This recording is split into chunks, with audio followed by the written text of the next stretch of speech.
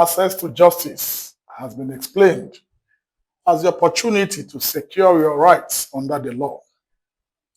It means that when people encounter life problems that touch the law, they will be able to understand and assert their rights in a neutral process pursuant to the fair rule of law and then enforce the result.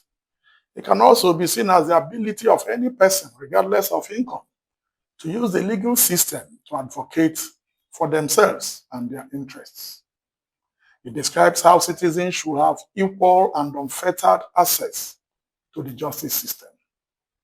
In access to justice, we also determine how reachable the different levers and parts of the justice system are, how easily an ordinary person can get justice in the society, at the police, courts, and even in prisons. After all, even prison inmates have rights recognized by the law. Access to justice, therefore, is that measure of what it takes for anyone to get justice. Is the system approachable? Can a poor man get justice against the rich? Does justice come with a cost? And if it does, what is it? It is around this that we'll take our focus today and in the next few editions. In this first part, we shall look at access to criminal justice at the basic level, that is the police level. The police is a constitutionally empowered agency to maintain law and order, and in that regard, they make arrests, investigate crimes, arraign suspects in court, and give evidence. They also prosecute crimes at the lower courts. It is at the police level that real criminal justice begins. Therefore, it is how easily and quickly the citizen gets justice at the police level that we refer to. By citizens, we mean both the person who complains and reports a case and the person who is invited or arrested. So what is the report card? Well, let's start this way.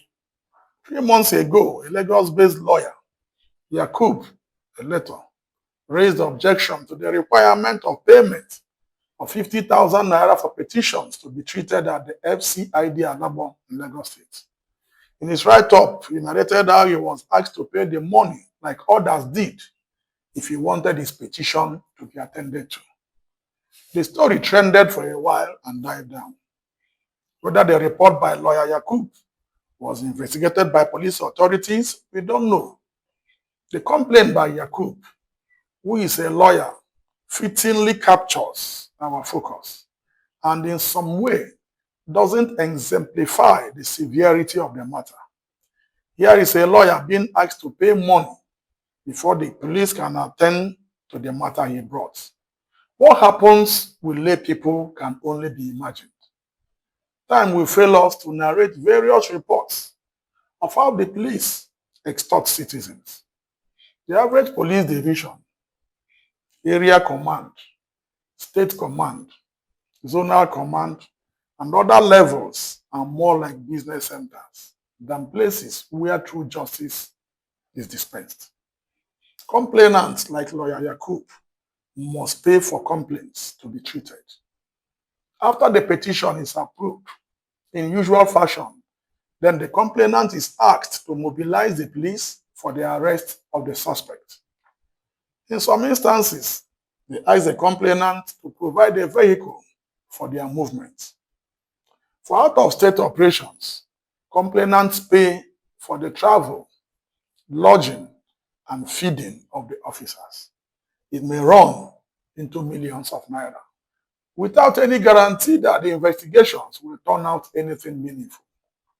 Whoever cannot meet the bid goes home without being attended to. When suspects are invited or arrested, they are made to pay for everything, including the statement sheet on which they write their statements. If the suspect is taken to the cell, he will pay for space in order not to be tortured by other inmates. He will pay for his food, and when he is to be bailed, he will pay a sum after much negotiation. Even though the police have since waxed and remixed an album titled Bail is Free. That track now sounds like broken record. In cases where the complainant can't maintain the needs of the IPO and his team, they will do the bidding of the suspect, and justice then becomes for the highest bidder. For the case to be charged to court, the complainant will pay money. And during trial, if he doesn't pay for the IPO and other police witnesses to attend and give evidence, they will not attend. I recall a sad case involving a woman who was a nominal complainant in a criminal matter in one of the magistrate courts in Lagos State. The prosecutor, an officer of the Nigeria police, was unable to reply to a no-case submission application made by the defense lawyer and had to take it to their legal unit for police lawyers there to attend to it. The woman went on to complain that the prosecutor told her that his superiors, that is at the office, demanded for 150,000 naira for them to respond to the application. And since she couldn't raise the sum, there was nothing that could be done for her, and the case was lost. How sad. It is difficult to assess criminal justice in Nigeria properly because many will argue whether indeed there is any access to justice in the true sense of what it should be. How costly it is. Or is it? How accessible is it? Even with various international agencies reporting that indicted the police as one of the worst agencies in terms of misconduct, it is business as usual. The IG of police seems to have slowed down after benefiting from a presidential tenure elevation, if ever he was up and running. The mode has returned to normal. Such is the true cost of justice. We shall continue this series next week. Stay with us and follow us on all our socials at Zorefast. Like, comment, and share. My name is Ben Abraham, and this is Criminal Justice Focus. Thank you.